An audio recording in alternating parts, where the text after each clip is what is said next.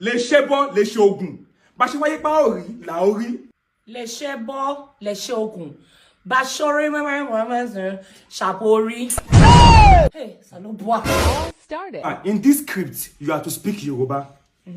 Are you ready? No, I'm small now. Benin and Yoruba. Not too far. Okay, good. Òjò tó rọ̀ ló kó ọmọ ẹyẹlé pẹ̀lú adìyẹ. Òjò tó rọ̀ dóko ọmọ ara adìrẹ. Will you shut up and stop jabbering nonsense? Oko taba sọmọ pẹ́ lọ́pẹ́ sọmọ ni. Òpè lọ́gbà sọmọ pé òpè sọmọ ni. Òpè lọ́gbà sọmọ pé òpè sọmọ ni. God have mercy upon us. Ojú tó máa bá ní kalẹ̀ kò ní fi àárọ̀ ṣe pin. Ojú tó bá fi alẹ́ ó máa jọbẹ̀rẹ̀ rẹ̀ fi pin. Oh my God! Sing any Yoruba song for us, man. Ta ló sọ pé kò sí ijó mọ́? Talẹ́ni tó sọ pé kò sí ijó mọ́.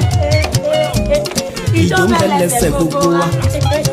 Wait a minute. I know you are laughing right now. You enjoyed the video. Yeah, go to my profile. Click that link. My YouTube link is there. Subscribe, please. Just subscribe to my channel, please.